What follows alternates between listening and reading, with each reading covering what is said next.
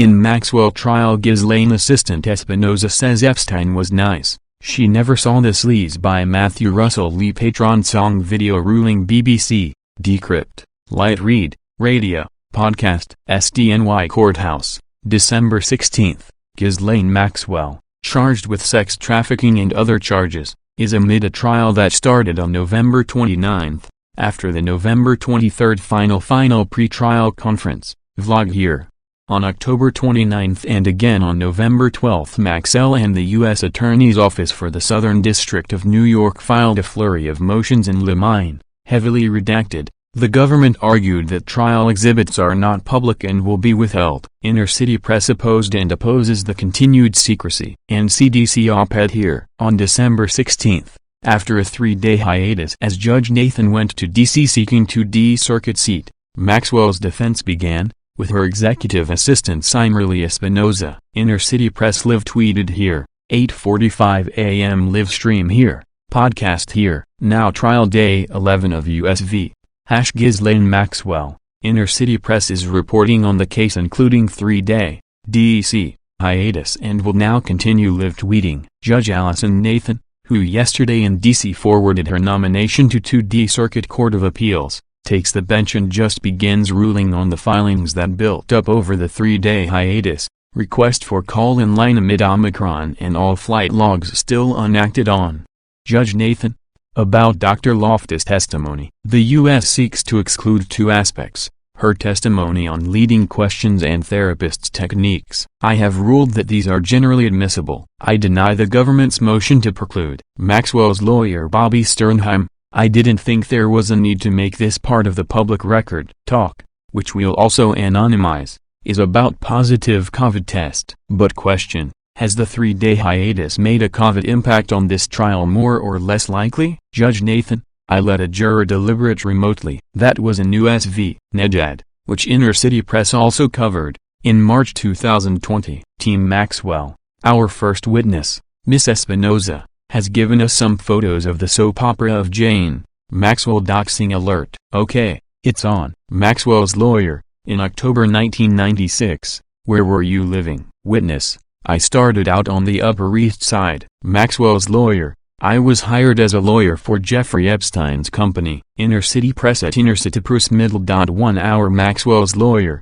would you recognize Ms. Maxwell today? Miss Espinosa, she's over there, in what appears to be a purple or maroon sweater. Identification made. Maxwell's lawyer, where else did you work? Miss Espinosa, sometimes at Ghislaine's residence. Miss Espinosa, did have other personal assistants come through, like Sarah Kellen and Emmy Taylor? Maxwell's lawyer, when did you see Sarah Kellen? Miss Espinosa, more toward the end. Maxwell's lawyer, can you describe the layout of the office on Madison Avenue? Espinosa, you get off the elevator and there are the restrooms. Jeffrey's office was in the corner. I sat to the left of his assistant. My office was Ghislaine's office. We shared it. Maxwell's lawyer, did you sign a non-disclosure agreement? Espinosa, yes. Espinosa, Ghislaine ran the properties for Jeffrey Epstein. Maxwell's lawyer, where did she fall in importance? Espinosa, she was obviously very important to me, and to Jeffrey, given his personal residences. Espinosa, Jeffrey acquired a Paris apartment, and then an island. It was called Little Street, James, but got renamed Little St. Jeff's. Maxwell's lawyer, did you assist? Espinosa, there was construction. I furnished the house, in a resort style. Espinosa, we shipped in sand. Maxwell's lawyer, you shipped in sand to a tropical island? Espinosa, he wanted more sand on the beach, and palm trees. We even had a fire truck and firemen on the island. Espinosa, before Jeffrey would visit one of the residences, we would fly in the bread he liked. I think we did butter, too. Maxwell's lawyer, what about Emmy Taylor? Espinosa, she would take care of the dog, and carry Ghislaine's handbag. Maxwell's lawyer, did Ghislaine ever live with Jeffrey Epstein? Espinosa, number. Maxwell's lawyer, what about 44 Kinnerton Street in London? Espinosa, yes, I've been there. 3 years ago. Maxwell's lawyer, do you know who owned it? Espinosa, number. Maxwell's lawyer, did Jeffrey Epstein receive female visitors in his office? Espinosa, yes. Maxwell's lawyer, Look at this document and call the person Jane. Do you recall seeing her in the office? Espinosa: yes. Maxwell's lawyer: how old did she seem? Espinosa: 18. Maxwell's lawyer: do you know if Jane traveled in Mr. Epstein's planes? Espinosa: I don't know. She moved to California to be on a soap opera. It's my favorite soap opera. I have headshots she sent me. Doxing alert. Maxwell's lawyer: we want to introduce these headshots into the records under seal, at least temporarily. I have copies for the jurors. Can you read the envelope? Espinosa: it's from Jane to Simberly. She pronounces her name Kimberly. It's headshots of the cast. Espinosa: Ghislaine and Epstein at the time were behaving like a couple. All flirty. It seemed like Ghislaine moved on. I know she started dating. Assistant U.S. Attorney: objection. Lack of foundation. Judge Nathan: sustained. Maxwell's lawyer, who came to visit Jeffrey Epstein at the office. Espinosa: Gwendolyn Beck. Shelley Lewis: she was British. Maxwell's lawyer: moving on. When Ghislaine went to Florida, was it only Palm Beach? Espinosa: Miami too. She had a friend there. Maxwell's lawyer: do you know who Ted Wade is? Espinosa: I learned. Gateway co-founder. Everdell: do you know if Miss Maxwell got married? Espinosa starts to answer but also objects. Judge Nathan: sustained. Everdell: okay. When did you have a video conference with the government about this case? Espinosa: November 2020. Everdell: do you know if Miss Maxwell got married? Espinosa starts to answer but also objects. Judge Nathan: sustained. Everdell: okay. When did you have a video conference with the government about this case? Espinosa: November 2020. Everdell: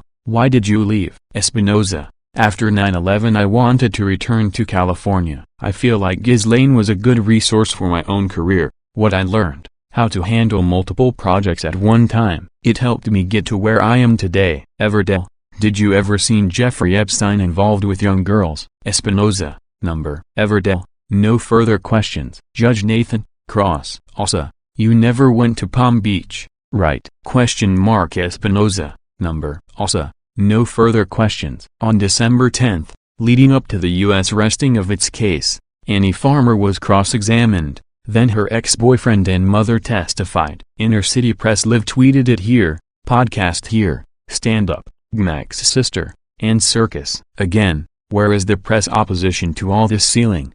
And the decision maker? Inner City Press is covering the trial, and all that comes before and after it. # court case cast and Song I, Song 2, Song 3, 5th Song, November 27th Song, December 4th Song, and now December 11th Song. On October 18th the U.S. Attorney's Office opposed the request, saying that the voir dire questions should be asked by Judge Nathan, and that there should only be sidebars on sensitive questions such as those that relate to sexual abuse and media exposure. Full letter on Patreon here. In a conference on October 21st on that as scheduling issues, Judge Nathan denied the request to seal. Inner City Press live tweeted it here, podcast here. On October 22nd the draft jury questionnaire was unsealed and Inner City Press has immediately published it on its document cloud here, including have you or a family member ever supported, lobbied, petitioned, protested, or worked in any other manner for or against any laws, regulations, or organizations relating to sex trafficking, sex crimes against minors, sex abuse or sexual harassment? Photo here. After the death of Jeffrey Epstein in the MCC prison, on July 2, acting U.S. Attorney for the SDNY Audrey Strauss announced and unsealed an indictment of Maxwell on charges including sex trafficking and perjury. Inner City Press went to her press conference at the U.S. Attorney's Office and asked, doesn't charging Maxwell with perjury undercut any ability to use testimony from her against other, bigger wrongdoers? Periscope here at 23:07. Strauss replied that it is not impossible to use a perjurer's testimony, but how often does it work? At 3:30 p.m. on July 2, Maxwell appeared in the U.S. District Court for the District of New Hampshire, before Magistrate Judge Andrea K. Johnston. Inner City Press live tweeted it here. Also live tweeted bail denial of July 14. Here, in the July 3 media coverage of Maxwell, media all of the world used a video and stills from it of Maxwell speaking in front of a blue curtain, like here.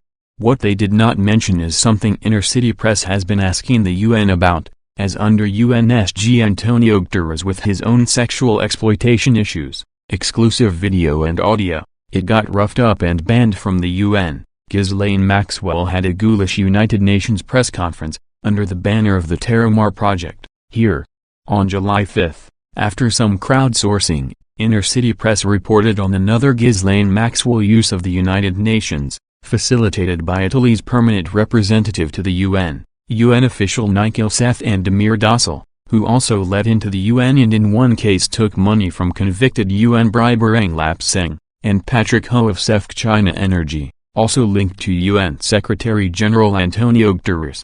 At the Ghislaine Maxwell UN event, the UN Deputy Secretary-General was directly involved. List of some of the participants on Patreon here. Inner City Press has published a phone of Maxwell in the UN with Dossal, here, but the connection runs deeper. Dossal, with 25 years of UN involvement, was on Terramar's board of directors, one of only 5 directors, only 3 not related to Maxwell by blood and name.